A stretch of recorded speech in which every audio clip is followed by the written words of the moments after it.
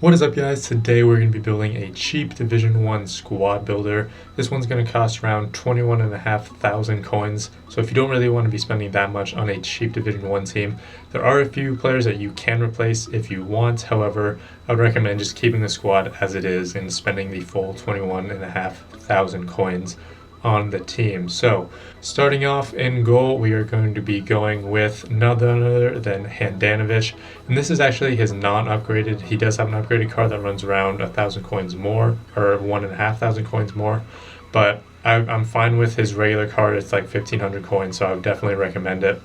And the right back, we're going to go with Florenzi again, non-upgraded card, and in this time, for his like 79 rated card, which is his upgraded one, it runs around 100 coins more.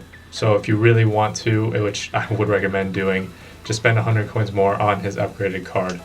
Next, we have the two center backs, which are going to be Manolas and Castan. Both of them are incredibly good. However, I prefer Manolas in this partnership just because he is like an inch taller and he's a little bit faster as well and does have a little bit more physical. Castan as well is also incredibly good, but again, Manolas is just, in my opinion, that much better. Moving on to the left back spot, we're going to go with Alex Sandro. Now, for my left and right backs in FIFA 16, I haven't really found like a stellar standout guy for any position like that. But in this case, Alexandro does the job well. He does incredibly well for being in the left back spot. Plus, he has fairly good dribbling, so if he does make a run down the wing, he can get around defenders if need be. Now for the center defensive mid on the left side, we're going to go with Nangolan. Now initially, I didn't really thought he'd be that good. I mean, when I did play with him, I thought he was fairly average, and he didn't really play a big role in the build-up. But then I looked at his stats, 62 games played, 18 goals and 25 assists, and when he's a defensive mid and supposed to be staying back, not really attacking, those are actually very good stats. And then when I actually paid attention to where he was on the field, he did play a big role in the build-up and did score a lot of goals and get a lot of assists as well. Now on to the other defensive mid spot, we're going to go with Diaby. And this guy's incredibly cheap, probably one of the cheapest in the team, 650 coins or so. This guy is incredibly overpowered. He can do pretty much everything, 70 plus stats in every single stat that he has. He's also 6'4", can dribble fairly well, has a good pace, and can maneuver around people if you really need him to as well. Moving on to the center attacking mid, the central one at least, we're going to go with the non-rare Remy Cabella. Now this guy, he does not look very good. He looks fairly average. I mean, like 82 pace, 85 dribbling, 73 shooting, 77 passing. You can find someone that has better stats on the card. However, this guy in-game is one of the most overpowered guys that I've used in FIFA 16. One of my favorite players in FIFA 16. 44 games played, 42 goals, 17 assists, and he's supposed to be an attacking mid, and he gets that amount of goals. The shot that he has on this guy is absolutely insane. I mean, he comes up against Neuer, comes up against Handanovic, comes up against Leno, who's incredibly overpowered, puts just goals past all of them every single game, and it's unreal how many goals he scores. It really is. Now for the left attacking mid, we're going to go with Menez. Now, Menez and honestly the left and right attacking mid, they don't really have a lot of goals or assists, and that's mainly because they play a bigger role in the build-up. They get that pass to the assist. So while they don't really get a lot of goals and assists, you can see here 44 games played, 11 goals, 11 assists, so not really a lot. So while they don't get a lot of goals and assists, they still play a vital and crucial role in the build-up play. Now on to the right attacking mid, we are going to go with the upgraded and position change Ben Arfa. This guy's incredibly overpowered as well, 87 dribbling, 5-star skill move, so if you're a skiller, he will be in the team for you, 5-star skills. And he's also left-footed, so being on the right side, he can cut in with those 5-star skills and then curl it with his left foot, which he's actually capable of doing as well. Then finally, at striker, we're going to go with Lacazette, one of my favorite strikers from FIFA 15, and this year is going to be no different. Now, starting out, I didn't really think he'd be that good, or I didn't really think he was that good. 10 games played, he maybe had like 3 goals. So he wasn't really that great starting out, maybe an assist as well. But then after that, he really started putting on. I believe he had 33 games played, 32 goals, 17 assists. So really in his last 23 games, he's gotten those like 30 30 goals, 29 goals or so, and around 16 assists just in his last 23 games, which is incredibly good. Now, if you are looking for some replacements, the two most expensive guys in this team are Lacazette and Ben Arfa. Both combined will be around 11,000. So at striker, you can probably get Giroud, or if you really want, you can get Remy as well. Both are cheaper. And then attacking mid, you can get Sissoko or Payet to replace Ben Arfa, and both of those guys will do the job just as well.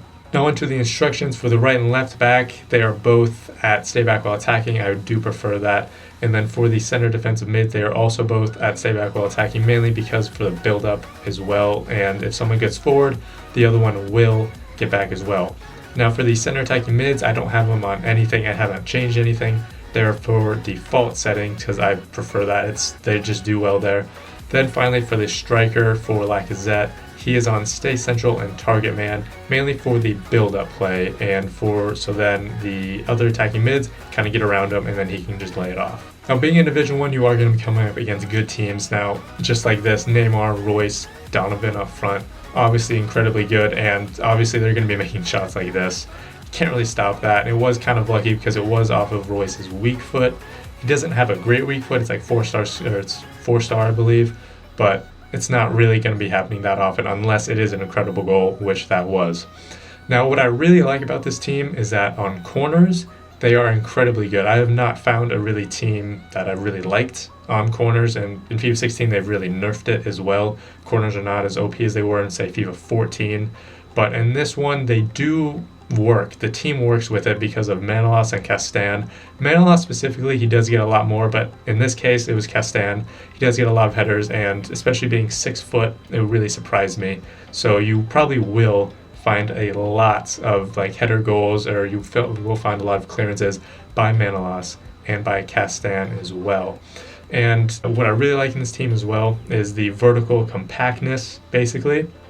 So then if one person gets tackled, then another person is going to be there for the cleanup. If one person misses a tackle, then another defender is going to be there to make the tackle. And like I said, if one person misses a goal, another one is going to be making it. Like in this case, it's Menez. He was in the right position at the right time.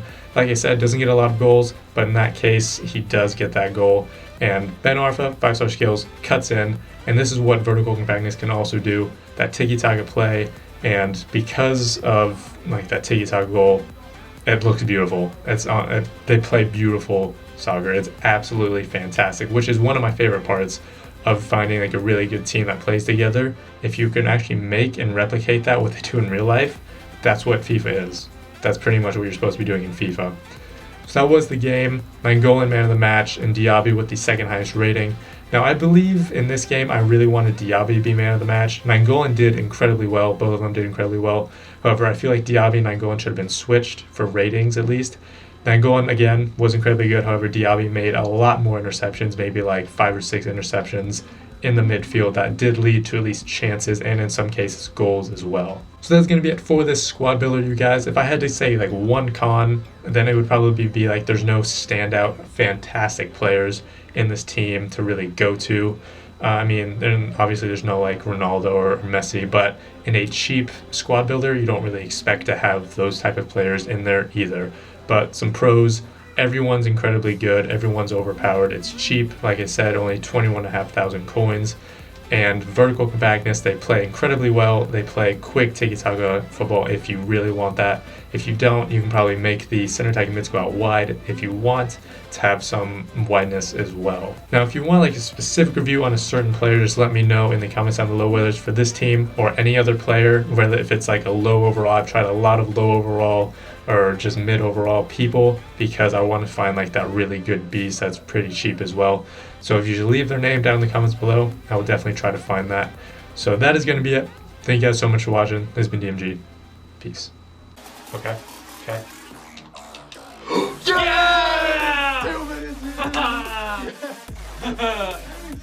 Dude! Check this out.